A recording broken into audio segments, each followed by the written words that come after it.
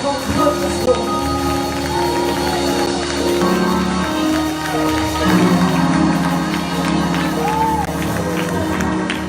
Would you take your neighbor by the hand? Make sure somebody's hand is in your hand. Ever so gently, if you just squeeze that neighbor's hand. Want them to know they're connected to somebody who knows how to hold on. They've been through so much stuff that even if they testified, it would make them cry. Because they can't believe they had to survive all of that with absolutely no support. I want you to just pull on that neighbor's hand and tell them. Only reason why there's a pull on you is because God's still calling you. Hallelujah. It's not over for you yet. God's got something in store in your mind. And if July didn't kill you, there's a reason He's keeping you alive for September. The worst is behind, the best is yet to come. At the foundation of my faith, I believe God doesn't bless people who are selfish. As long as it's all about you, He can't trust you. But when you learn how to pray for other people, that's when God will make things happen for you. I want you to join me in the art of intercession that gives us the capacity to pray for other people. You're going to pray for 1 minute for the person whose hand you're holding. That God will give them exactly what they need. And He'll give it to them when they need it. I don't want you to act shy. I want you to act like this is an emergency. That you really need God to move in the next 72 hours. Come on, all heads are down, all eyes are closed. Open up your mouth and begin. Open up your mouth and begin praying for that neighbor. Hallelujah. Come on, pray for him. Hallelujah. Hallelujah. Hallelujah. And we believe that it is so in Jesus' name. Will you loose that hand and give God glory to your neighbor? Come on, clap that hand, would you?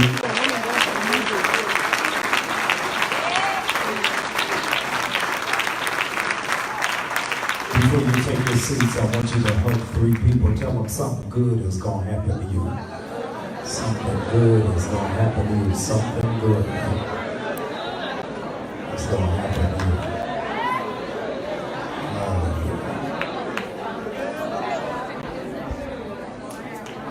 You may be seated in the presence of our God.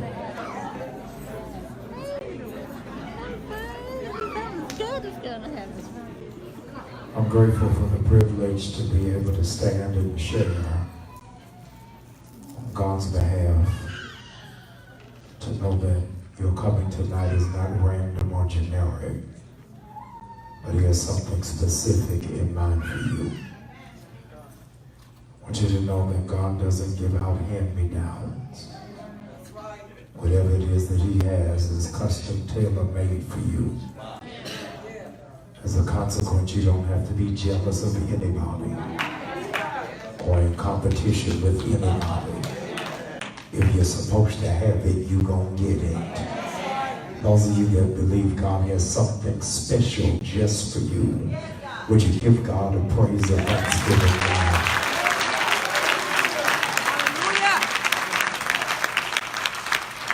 I want to thank God for this amazing woman of God who has responded to the vision that God has impregnated her with for us to come at such a time as this. Thank God for this amazing praise team that really led us in worship and for these amazing musicians. Come on, give God a hand clap of praise for all of them.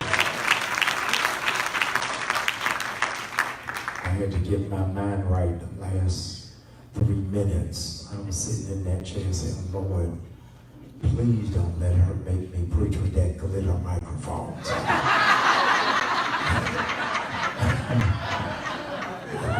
She picked up my telepathic message. I was so grateful. Thank you. You look beyond all my faults. I'm appreciative. I preach literally all over the country in a given week, and very rarely do I preach to the theme of a conference. But when I got the invitation as issued by Pastor Smith, God arrested me to stay in line with what it is that God has given her. And as a consequence, I'm going to direct your attention to 1 Samuel chapter 22. Once you've found it, ask that you'll stay in your feet.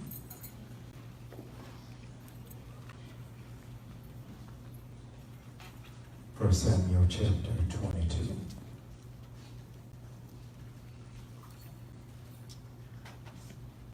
Once you found it, I want you to declare, I have it. I have it. If you can't find it, say, Lord, help me. Amen. Y'all pray for this whole section over here. Come on, praise team. 1 Samuel 22.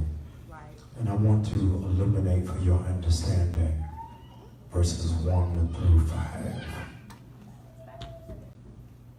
1 Samuel 22, verses 1 through 5. David left Gath and escaped to the cave of Adullam. When his brother and his father's household heard about it, they went down to him there. All those who were in distress or in debt or discontented gathered around him, and he became their commander. About 400 men were with him. From there, David went to Mizpah in Moab and said to the king of Moab, would you let my father and mother come and stay with you until I learn what God will do for me? So he left them with the king of Moab, and they stayed with him as long as David was in a stronghold. But the prophet Gad said to David, do not stay in the stronghold. Go in the land of Judah. So David left and went to the forest of Hereth. You may be seated.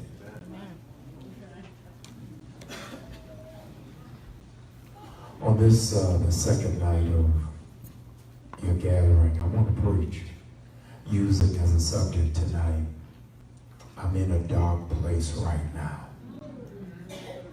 I'm in a dark place right now. Would you look at the person beside you and tell them, that's my testimony? Come on, look them in the eye and tell them, I gotta make a confession. I'm in a dark place right now.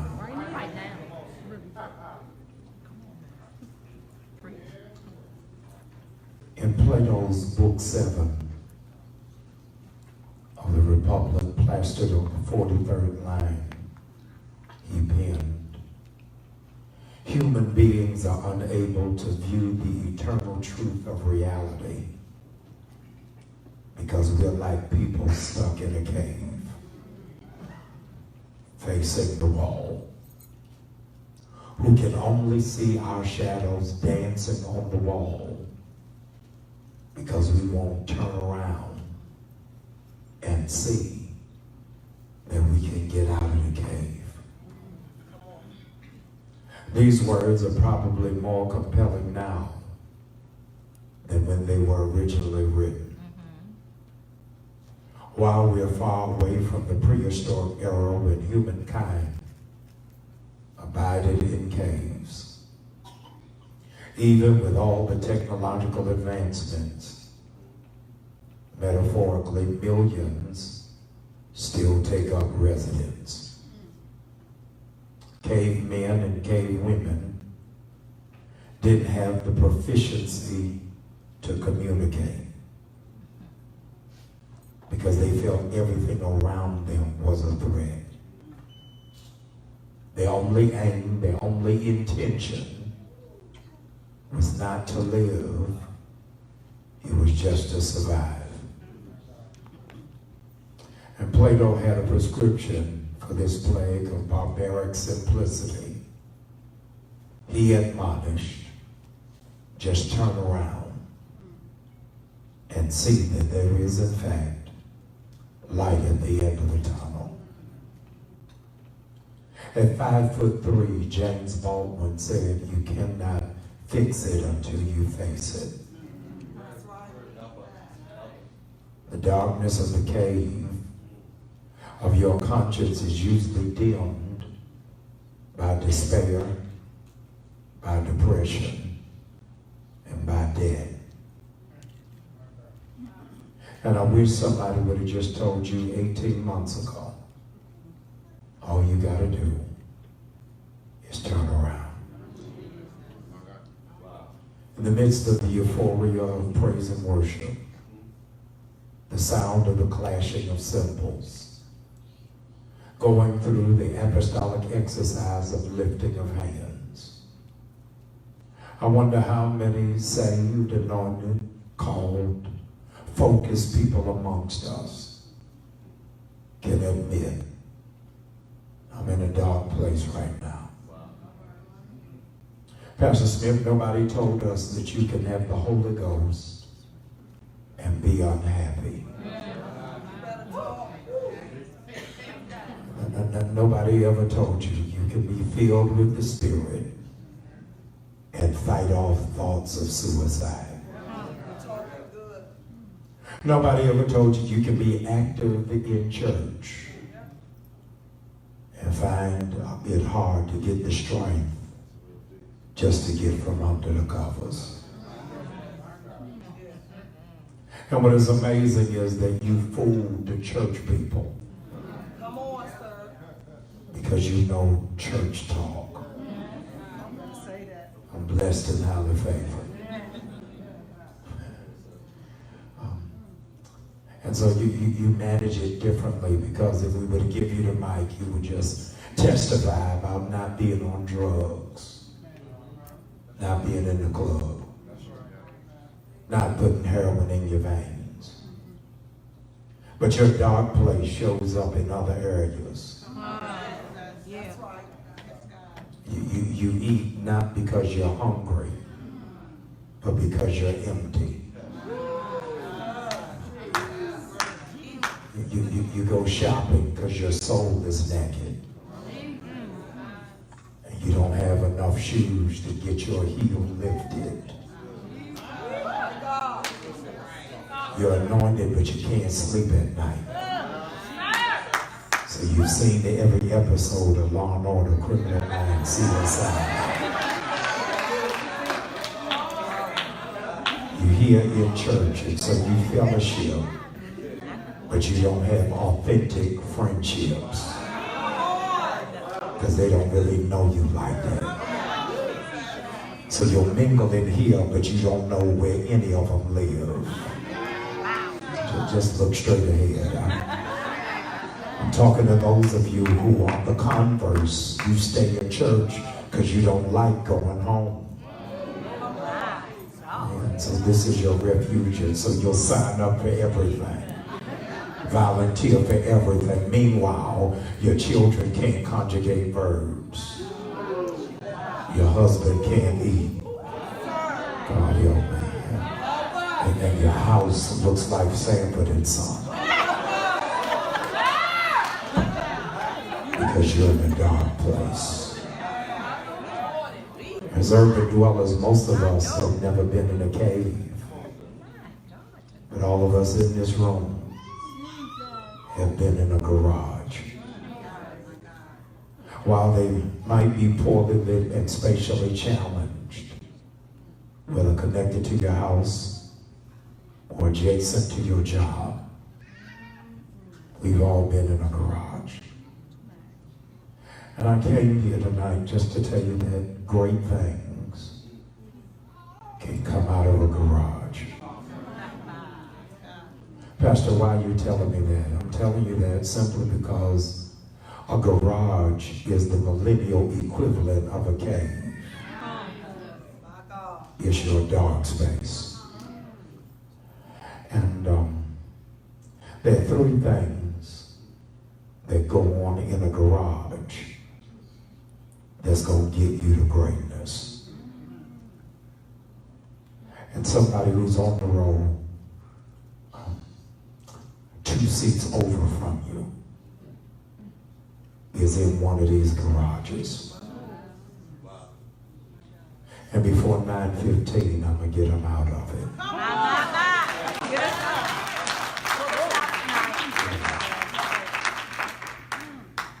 Only 3 things happen in the garage, and I'm going to give them to you, Pastor. The first thing that happens in the garage, watch this, is in the garage is where things get fixed. Come on. Yeah. You got brakes, but you don't know how to stop. Help us. And so you think it's the Antichrist to say no. Help us tonight. So whatever it is that people ask you to do, you just take it on. Help us. Because your brakes don't work. Help us tonight. You fasted for people who eat. Help us tonight. Because your brakes don't work. My sister, who's a clinical therapist, said 87% of your stress is not yours. Wow. You stress for somebody else. And you praying intravenous and they scrolling through Facebook. God says it's in the garage, stuff gets fixed. You got an ignition, but it's failed because you don't know how to get started. He's giving you a dream, he's giving you an idea, but you don't have a mentor, you don't have a degree, you don't have a support system, you don't have financing. The only thing you got is a call, and you're beginning to think that maybe it was the wrong number that God called. God help me. You go in the garage to get stuff fixed, your tires got to get rotated. It's got to get rotated. Why? Because you've lost any semblance of balance. Hallelujah. You're so heavenly minded, you're no earthly good. Hallelujah. People can't even have a regular conversation without you quoting scripture. I love God too. I just want to know how you doing. God, I want to know, can you talk to me without praying on my answer machine? I just need to know. Y'all ain't saying nothing. Can I know who you are as a human, not who you are as a saint? I need real folk who don't act as if that you don't have struggles just because you say that you love God, but sometimes you want to cuss Negroes out. You love God and you love trap music. You love God and sometimes you don't feel like being in church. You just need a level of balance. And your wrestling act, I'm coming. Your wrestling act is you've got to be careful that you don't confuse the garage with a grave. Just because it's dark, it doesn't mean you're going to be buried in it. God help me. It's not final until you get fixed. And there's some people who were looking you up and down when you walked in church tonight because they heard some stuff about you and they didn't think you were going to survive it. But what they don't know is late in the midnight hour, God started turning it around. I don't know how many of y'all got crazy faith, but here's the shout I want you to give to upset the enemy. Whatever is your biggest problem, watch this. I want you to shout like it's already fixed. Come on. I don't care what the issue is, what the circumstance is. Before Labor Day gets here, it's already fixed.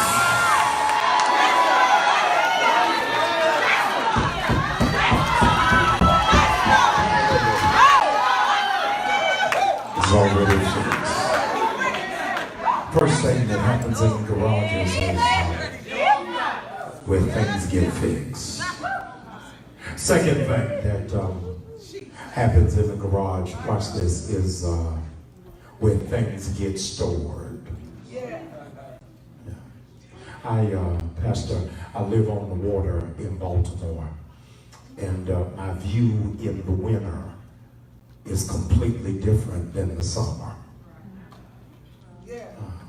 I don't have much of a view in the summer because when I open up my window, it's just boats and ships.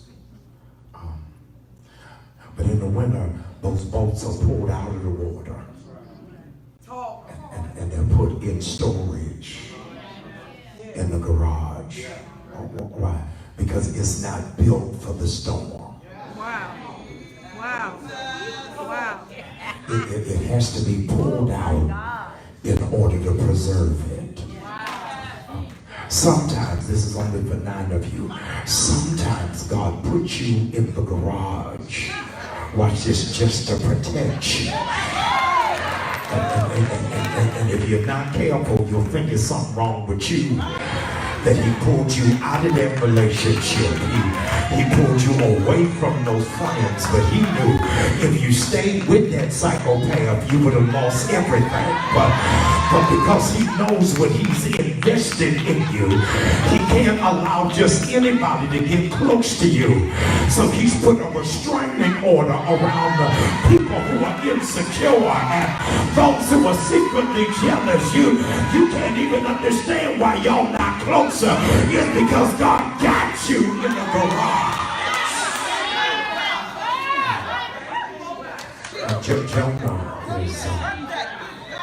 Jonah's got a call on his life, and he goes in the opposite direction of the call. And what your Sunday school teacher failed to tell you is that Jonah didn't grow up in a port city. That's right. And because he didn't grow up in a port city, then he didn't know how to swim. So when the people threw him overboard, God planted a fish to be there.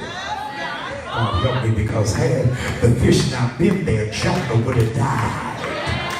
So sometimes, I know this is getting ready to be the craziest shout.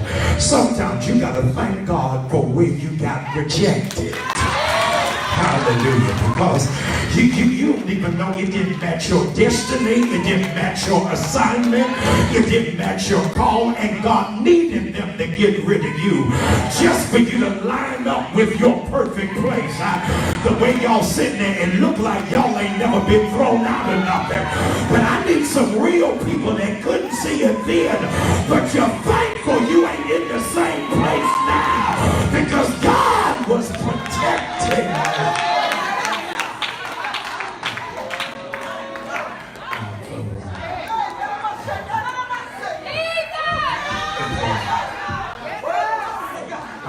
I'm from Baltimore. I know y'all are suburban. In Baltimore, this doesn't apply out here. In Baltimore, if your license is suspended, I mean, y'all don't know nothing about that. Or your insurance is lapsed, and then you got to put the car in the garage. Come on now. Can I give y'all the hood translation? If you missed a couple of car payments, God help me, and they coming to get, God help me, what has your name on it. You got to put it in the garage until it speeds up. All right, y'all are too sanctified for me. Let me give you the church translation. The wealth of the wicked is stored up for the just. God told me to tell you, you get ready to get somebody's blessing who wouldn't shout for it. You get ready to get somebody's miracle who would praise me for it.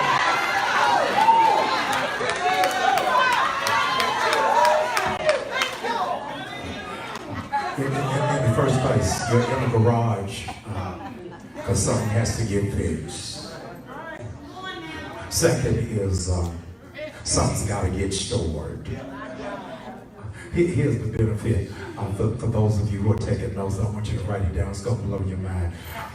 Here it is the thing about garages, watch this, is the door is automatic.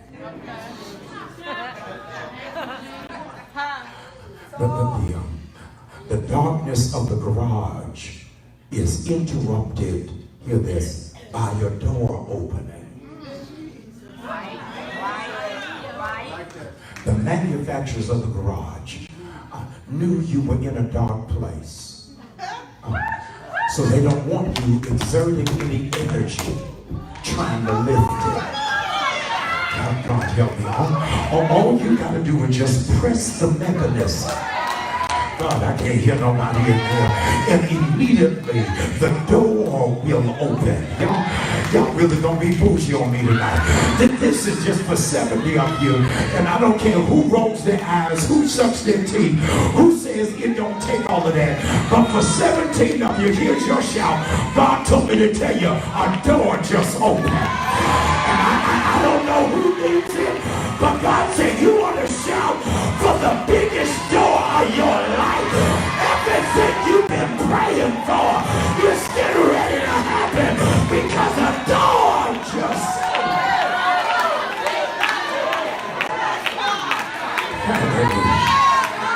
Thank you, Holy God. Thank you. Hallelujah. I said a door in heaven just opened up. This ain't for everybody. This is just for mature believers. If you needed a door to open for you, would you just lift up that hand and open up your mouth like you're thankful for open door? I can't hear you. I'm talking about for your business. I'm talking about for your children. I'm talking about for your education. I need you to shout for an open door. You want to shout for the house you get ready to buy, for the property you get ready to get, for the contract you're about to sign. A door is getting ready to open.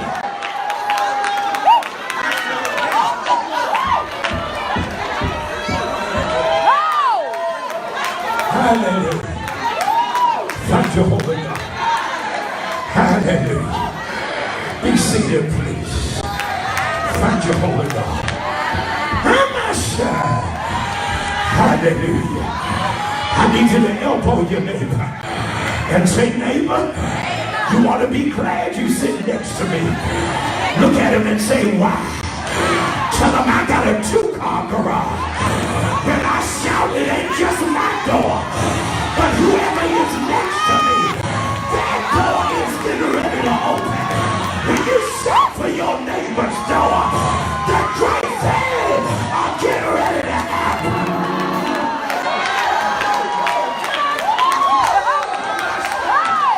Hey, hallelujah. If you're stuck up, be seated. But God said if you shout again, this door is for your child. I can't hear nobody. He said if you scream again, it's for your best friend. I'm getting ready to open another door.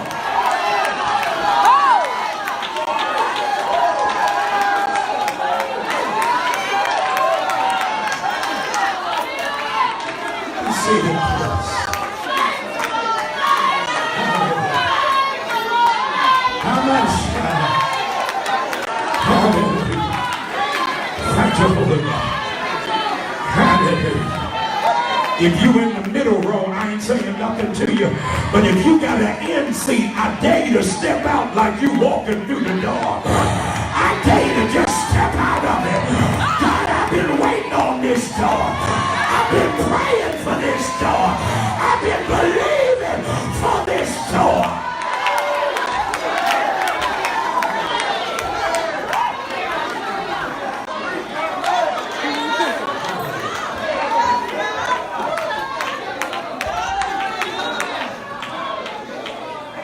You may be seated.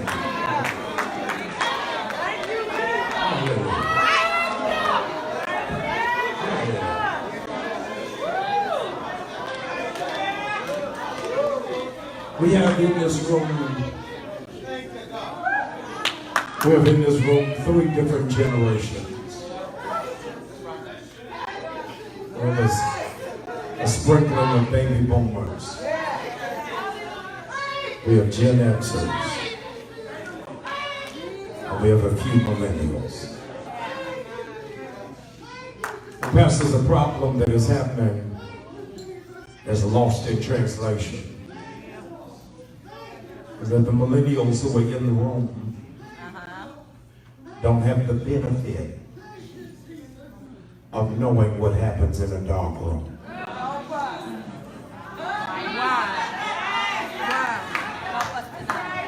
So I'm on the cusp of 2 different generations. Right at the end of baby boomers and right before millennials. So when I was growing up, we didn't have iPhones. I'm an 80s baby. We didn't have Androids. But then this is a throwback for you. We had something, Pastor, I don't know if y'all remember it, called Photomat. You bought rolls of Kodak film. From Rite Aid. And 12, 16, 24 exposure. Y'all remember that. And you had to make sure your fingers were clean so you didn't get smudges on the film. Y'all remember that. And you had to keep checking to see how many was left. God help me, after years that you finish the roll, here's what's amazing. Unlike millennials, you all don't even know what this is. We didn't have filters. Oh, God help me. So, you didn't know, watch me, you didn't know what the picture was going to look like. God help me, you had no idea whether the lighting was bad, whether people's eyes were closed, or whether their pupils look red. Y'all don't remember that. So right in the middle of the mall, in the parking lot, was a little booth called Photomat. And here's what's crazy is that you had to get that roll of film, you dropped it in the envelope, and I hope 5 of y'all won't leave me out here by myself. You dropped it in the envelope, and watch what you did. You put your name on it. Now you put your name on it, watch this, and you can't even see the picture. But you're claiming that when it comes out, it's gonna be mine. Y'all ain't saying nothing. The reason why the enemy can't stand you is you shouting over a picture you can't even see yet. You giving God glory for a vision that hadn't even yet come to pass. You drop the film in the envelope. You put your name on it. And they told you, watch this, come back in an hour. Oh, God, help me. I'm coming, I promise you. I'm coming, watch this. And so what you couldn't see is the process of what takes place after you drop the picture off. Is that there was a clinician that was in that booth. And the only way, God help me, that your picture could ever get developed, it had to go in a dark room. I'm talking to those of you that got a vision that has not yet come to pass. God told me to tell you your dark room is the necessary place that you gotta go in order to see what I got in mind for you. Would you look at your neighbor, tell him it's necessary? But not only would he put the film in the dark room, he would put it in a tray. He would put it in a tray, watch this, and do you know what he would add on it? He would add solution. So in the middle of a dark room is where the solution is added. And the only thing that he could see is there's got to be a red light in there. Can I shout 15 of you?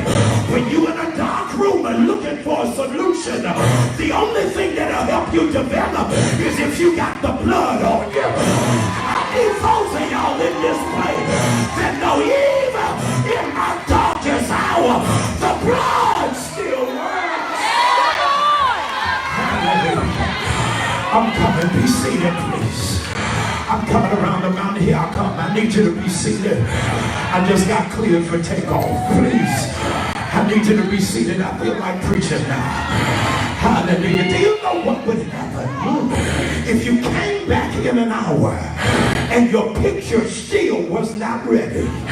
Hallelujah. Then they have a responsibility that if the picture is not ready in the time that they promise, you will get double exposure. And I just came to prophesy. God told me to tell you, you're about to get double for your trouble. Those of y'all that won't want a double blessing, don't shout for us. But those of you that want exceedingly, abundantly, beyond. Hallelujah. Be seated, please. Let me go to my text. I'm in 1 Samuel. And in 1 Samuel, I found something out in chapter 22. God's anointed vessel by the name of David ends up in a dark place. Hallelujah. I don't know whether you're willing to admit it tonight. A part and parcel of your process of being anointed is you're going to have to go through a dark season. Hallelujah. And some of y'all are not going to like what I'm going to say, but I'm going to preach it anyway. He's in a dark place not because of money. He's in a dark place not because of family issues. He's in a dark place not because of health challenges. But Pastor, he's in a dark place. Why? Because his mentor has turned on him. God help me in here. What do you do when the person who's supposed to cover you is the one trying to expose you? What do you do when the people who are supposed to be happy for you are the ones who are anticipating your downfall? What happens when your greatest level of attack ain't from strangers, but from people that got your last name? What do you do when you gotta fight just to be nice to folk and they nasty to you for no reason? What do you do?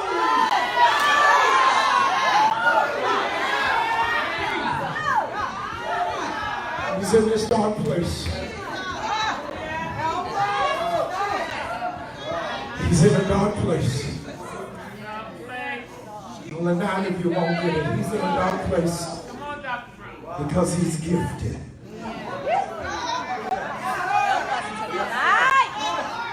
I'm not talking to regular people. I'm talking to people who your greatest burden is being gifted. You're sick of having to dumb it down to make mediocre people feel comfortable.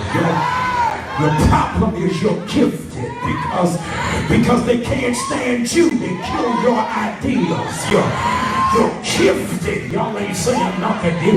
You don't even try to show off. Your presence is a problem to insecure people. You're gifted. You ain't even got everything that they got, but they mad over the little bit you got. You're gifted.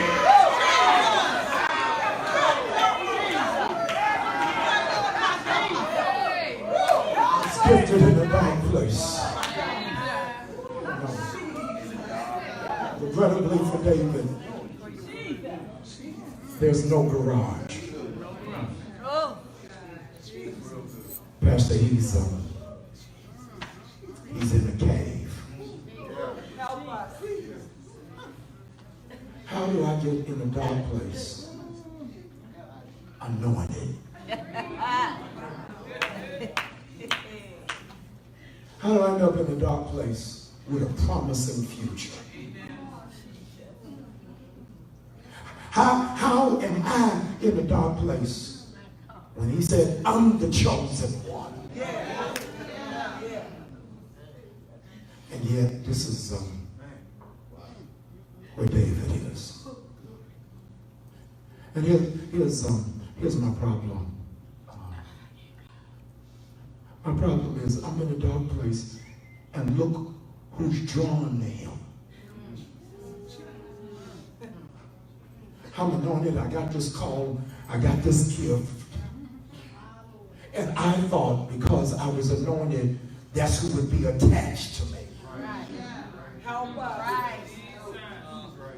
But the people who are seeking David out are in debt. Help us. They fight depression. They in despair. Y'all listen. I'm the one in a bind. And they pulling on me. God help me. They don't even know I ain't even got nothing to offer. I'm only talking to those of y'all that can keep it 100. That you pray for folk even when you can't pray for yourself. You in a dark place.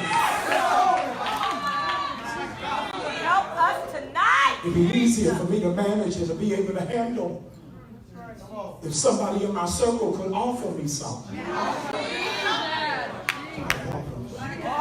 What happens when I'm going through and everybody with me is going through at the exact same time? I'm in a dark place. And the folk around me, they can't encourage me because they depressed. God help me. They can't loan me money because they are in debt. God help me. They can't even pray for me because they're in distress. And all of us in it together. And I'm so busy pastoring them. Come on, sir. And nobody asks how I'm doing.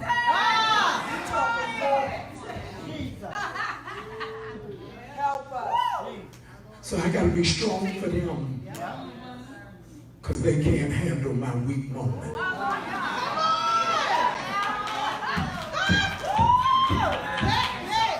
I got to act like everything is all right. Because for me, to be vulnerable will translate to them that I'm not holy. So I've conditioned myself to be phony. To act like everything is all right and it's just joy doing ministry. When the reality is y'all ain't helping me. I don't even want to be there. And what's crazy, I got Negroes fighting me for a position I don't want. I wish I could give this to somebody else, but God has restrained me to this assignment.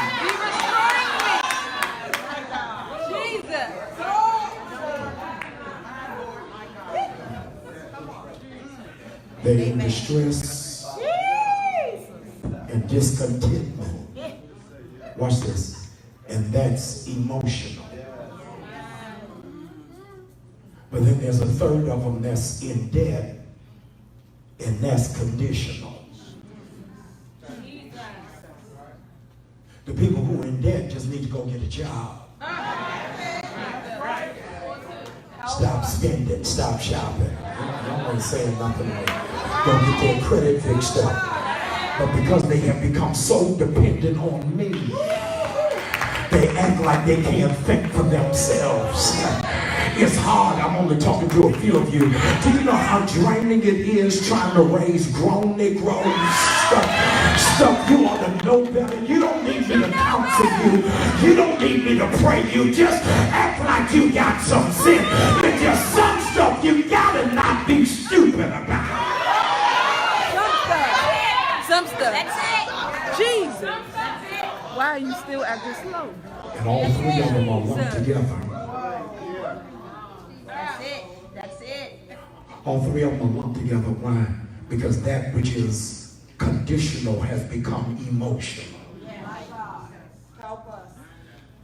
So my financial placement has impacted my emotional state. So I'm stressed over something that's temporary. It won't always be like this. God help me. So he's in a physical dark place, and the people who are in his membership are in an emotional dark place. Help us. David is running from Saul, and his members are running from themselves. My God. So, is the precursor of Phantom of the Opera. All that's needed is that they would turn around. I only got 7 minutes left. My time has quickly elapsed. I want to direct you to 1 Samuel 22, and I want you to look at verse number 3.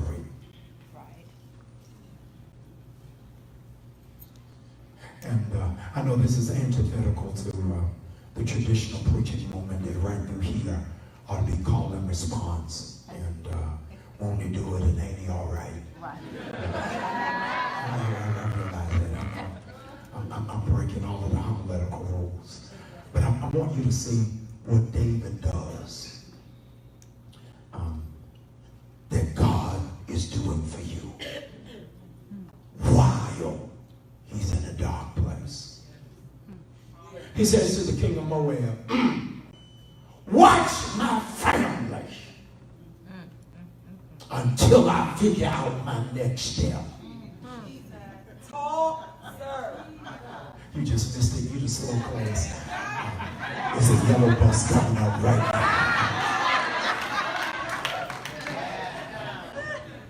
If I would have promised you all to be millionaires, y'all be running to the church. To be debt free, I'm telling y'all will be kicking over purple chairs. God just told me to tell the anointed people who are in this room, the gifted people who are in this room that are going through a dark place. God sent me from Baltimore to tell you that while you are in this season, watch this, I got your family. God help me. So your family is not going to struggle while you are in transition. I know you're trying to figure out whether to quit the job, leave the job, start your business. God said your children are going to eat. Your family is going to be taken care of. I don't need you to worry about that. The King has got your family.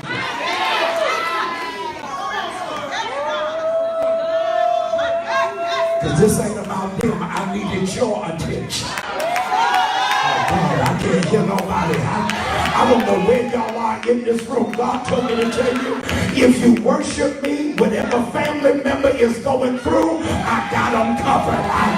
I don't know if they in the hospital, if they in jail, if they in and out of the streets. God said, because of your destiny, I'm getting ready to cover your family members while you figure out the next spot.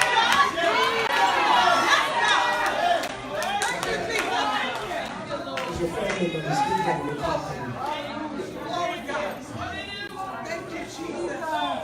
Look at verse 4. Media ministry, I need you to go with me. So he left his family with the king. Hallelujah.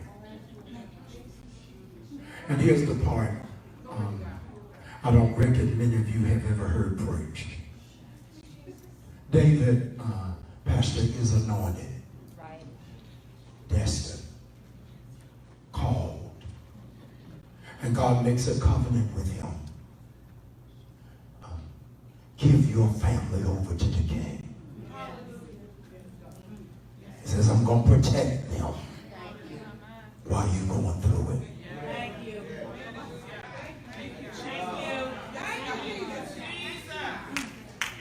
And here's what we didn't learn at Vacation Bible School.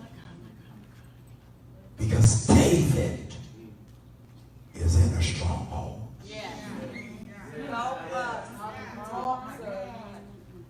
He's anointed and in a stronghold. The Bible makes it clear that the enemy cannot take the house unless he first binds up the strong man. I'm talking to somebody in here that the enemy ain't after your car. He ain't after your money. He's trying to get you so tied up that you forget what you were called to do in your assignment. But God said tonight you getting ready to come out of it. No weapon formed against you shall.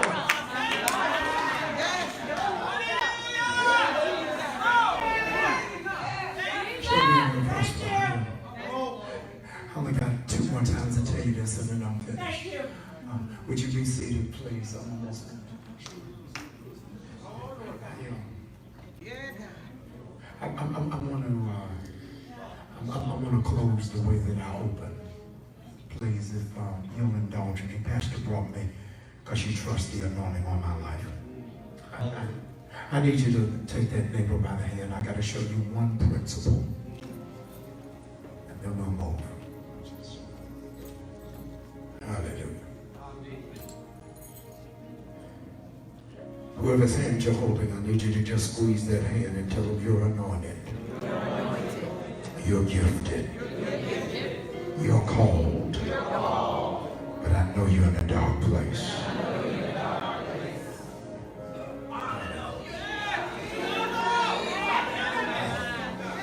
Be seated. I got to show you this, please. Would you be seated? I got to show you this. But somebody's hand is in your hand. The prophet now speaks to David. I'm in verse 5. Come on. Thank you. The prophet speaks to David, and watch what he says to David. What he says to David is my assignment to say to you on this night. He says to David, come out of that stronghold. God help me. Plato says in the Book of the Republic, verse number 37, he says, if man would just turn around in the cave, he would see that there's a way for him to come out. But I need you to watch what the prophet says to David. He says, David, if you want to come out of this stronghold, watch this, go to Judah. God help me, my time was almost up. He said, I ain't got to lay hands on you. I don't need no vial of oil. But if you open up your mouth and praise me, whatever dark place you are in, you get ready to come out of it. Y'all got a spirit of disobedience. I ask you to take that neighbor by the hand.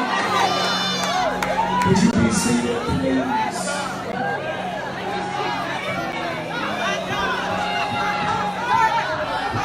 He said, David, come out of this stronghold. You ain't got to fast for 30 days.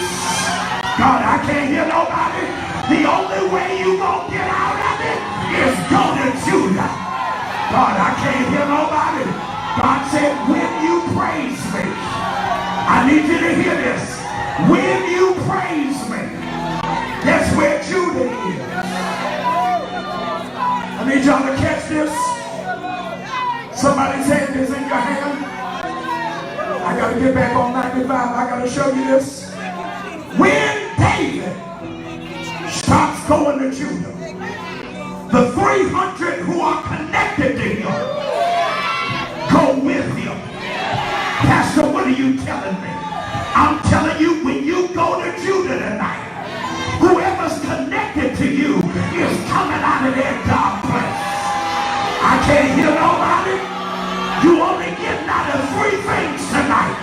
God said when you shout, you gonna come out of debt, you gonna come out of depression, and you gonna come out of despair. When I count to 3, I want you to go to Judah. 1, 2, 3. Shout. I can't hear you. I want you to bring your whole family out. I want you to bring your whole family out. I want you to bring your whole family out. Everybody connected to you is coming out.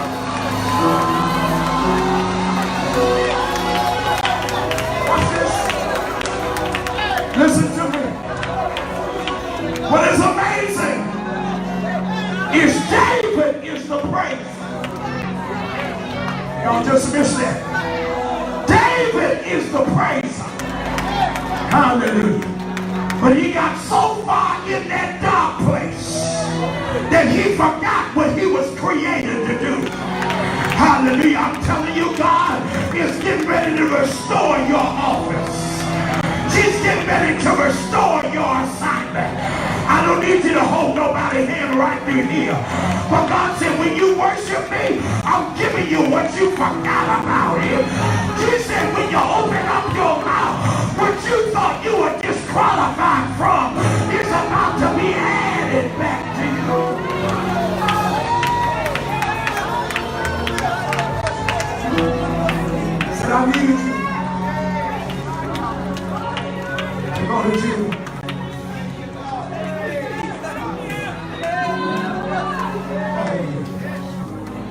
He told him to go to Judah.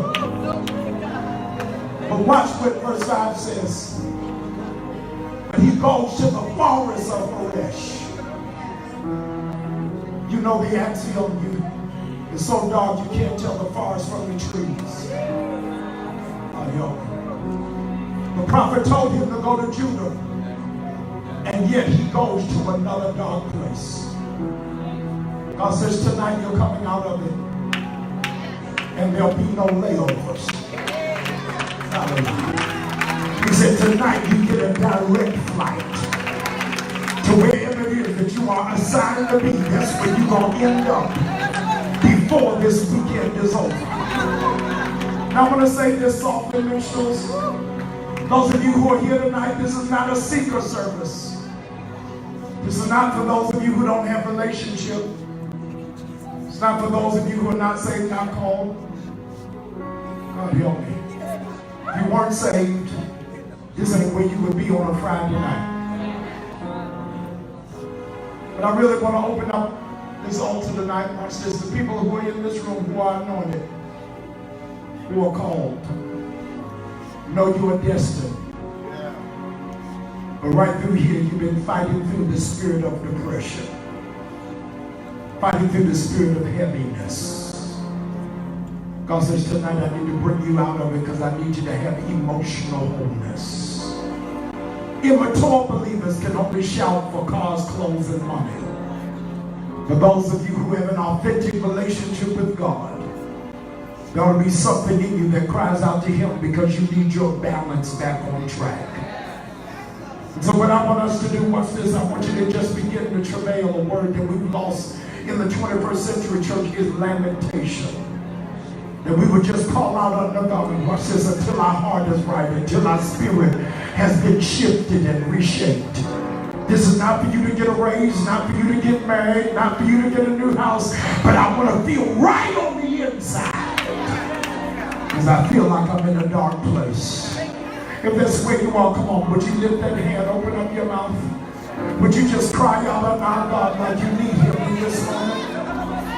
Come on, open up your mouth.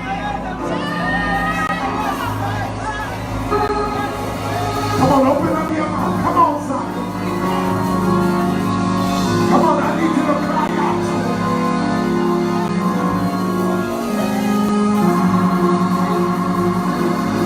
Come on, open up your mouth. Come on. I need you to open up your mouth, Zion. Shout unto God. Shout unto God. Shout unto God.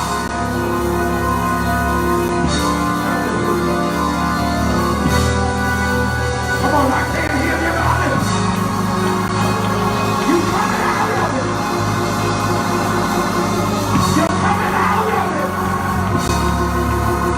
You're coming out of it. Come on. You're coming out of it. Embrace somebody.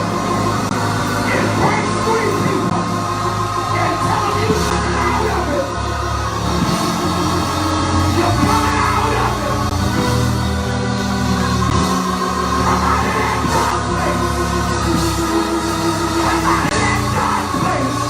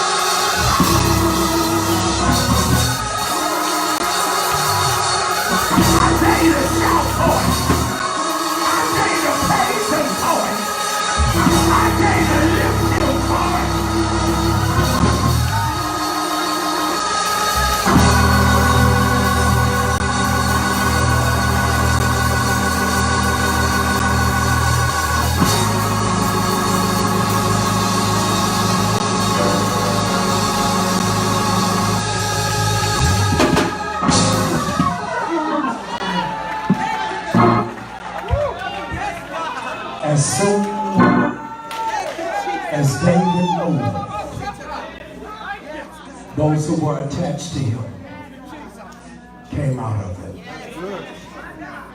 Listen to me. Something to make sure. Listen to me in this room. Those of you who have family members who are emotionally troubled, mentally unstable. I don't care whether it's PTSD or ADD, autism, learning disability, anger management. And you believe in God that God's going to pull them out of it. I don't care if it's a nephew or a husband. I don't care if it's a brother or a boyfriend. And you want to see that person emotionally whole. Here's what I need you to do. The Bible says, watch this, David ain't wrestling with none of that. But because those who are attached to him are, he's got to move in order for them to be set free. Those of you who are standing in the gap for somebody in your family, somebody you love, somebody who you care about, who's emotionally just needs to be recalibrated. Thoughts of suicide, always depressed. They are terrorists of self-sabotage. That's where you are, watch this, and you want to see them come out of it. And you want to see them come out of it before this summer is over. Would you just come touch this altar and go back to your seat on their behalf? Believing they're going to get a touch from God. Come on, come on, please. Come on. Come into agreement. Come into agreement. Come into agreement. Come into agreement.